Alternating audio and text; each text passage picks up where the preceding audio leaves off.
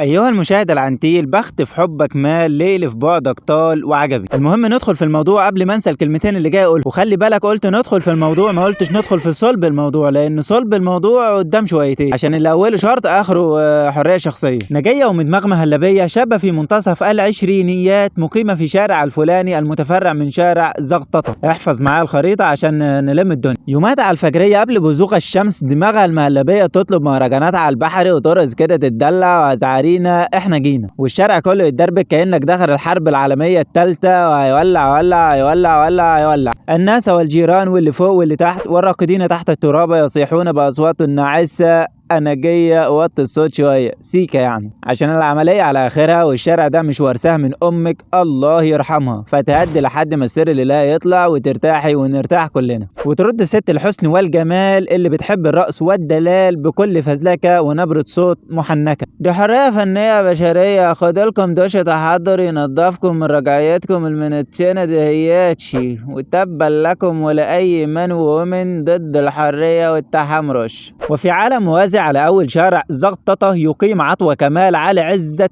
تامر الشهير بعطوة أبو مطوة. عطوة بيحب يمشي عكس الاتجاه، دماغه موديها شويتين وجايبها شوية ونص. وفي يوم ومن حظه الزمهرير الكمين عكشه من معكشه. واللي ما يعرفش المعكش هي الحتة اللي بين الرأس والرقبة. يا ابني انت عكس الطريق والدنيا والآخرة، هتموت وهتموت الناس معاك يا اللوح. أباشا حرية شخصية، لم علي التقيد والتكبل بقوانين لم يخيرني أحدا في تطبيقها. حضرتك أنت كممثل النظام الحاكم على البشرية في جميع أنحاء البلدات المفروض تحمي لي حريتي، مش تقدرني كده يا باشا. وما تزعقش لان دي مش من شام المتحضرين الهوهو الكتير يعني رجعيه. واخد لي بالك فشرب موس بعد اذنك عشان اذناي تتعباني. واو طبعا عينك ما تشوف الا الانوار ولا سوعه على الودان. وهو باخدك ايها المشاهد العنتيل اللي صبر عليا بقالك كتير، ونطير مع بعض على ظهر بطه تابعه لسرب هجره موسميه للبط من الجنوب الى الشمال. والخلاصه والقصد من ده هو بولفور وزه عبد المنتقم المقيم في حي الحبشتكنات، وشهرته نتن ياهو. بولفور مش بيستحمى خالص خلاويص، وريحته بيتضرب بيها المثل في نتانة الحلاليف، مع احترامي للحلوف ككائن يؤدي رسالته في الحياة بسلام.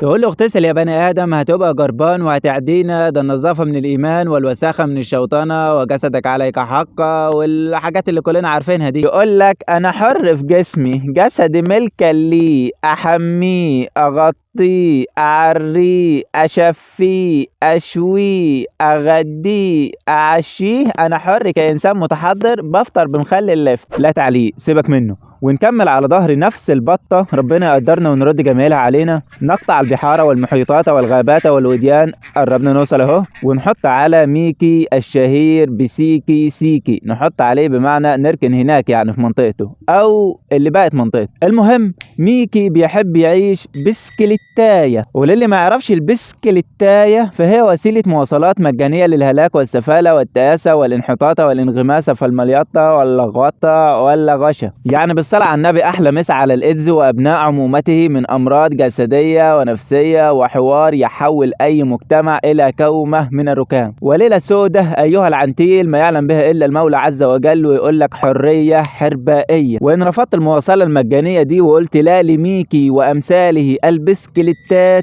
يقول لك أنت مش متحضر ومخك في لب بطيخ وإرهابي ومتسلط وفك يو ولقيمك. عزيزي المشاهد العنتيل اللي دماغه مصحصح نهار وليل وقلبه أبيض من بياضة البيضة، افرض مثلا يعني إن كل دول ساكنين في عمارة واحدة، بناية واحدة، نفس الأعمدة والأساس وخلافه، إيه اللي ممكن يحصل يا ترى؟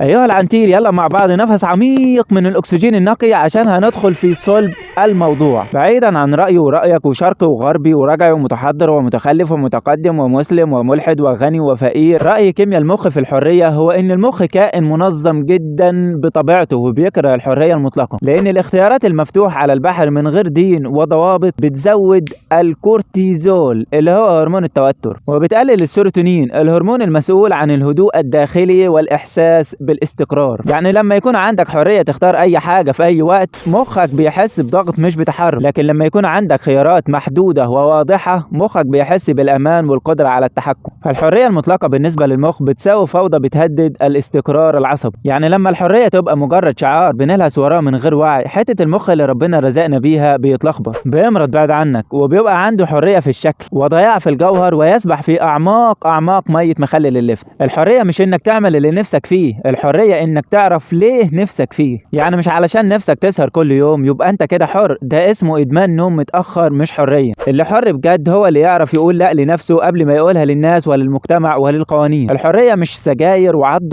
ونط وشاب وسهر وتكون دلدول لشهواتك. الحرية انك تبقى سندال مسيطر على نفسك، مش نفسك هي اللي مسيطرة عليك. والتحرر الفكري مش هدم المعتقدات ومهاجمة الثوابت ونحر القيم وردم الدين وإهانة عقائد الآخرين. مش انك تشوف مرض على انه شيء عادي ومش ضار وتروج ليه، ده مش هيغير حاجة في طبيعته كمرض ضار حتى لو اجبرت الناس كلها انها تتقبله. تحت شعار الحرية الحربائية وتحرر وتمحور حول مواضيع بتودي ورا الجاموسة، ولا تقود البشرية خطوة الى الامام بل تجرهم اسفل سافلين، والتخلي عن الدين وعن ما يميزنا عن البهيم والتحلي بالمرض. وفي بقى فئة جديدة لا ليهم اسم ولا صفة، هسميهم ماركوسية مواقع التواصل. المهم دول اللي بيقولوا الحرية الحقيقية انك تتحرر من قيود المجتمع، تتحرر من دينك، من انتمائك لأرضك، تتحرر من إنسانيتك لأن إنسانيتك في حد ذاتها شيء لم تختار، وعيش زي ما تحب، كلب، معزة، برص، حلوف، حرباية، وتتجوز منجاية، وهم اصلا عبيد للواي فاي ليل نهار. الحرية انك تكون نفسك حتى لو الناس كلها شبهك، انك مش بتقلدهم، انت وصلت لنفس الطريق اللي هم وصلوا له لكن بوعيك.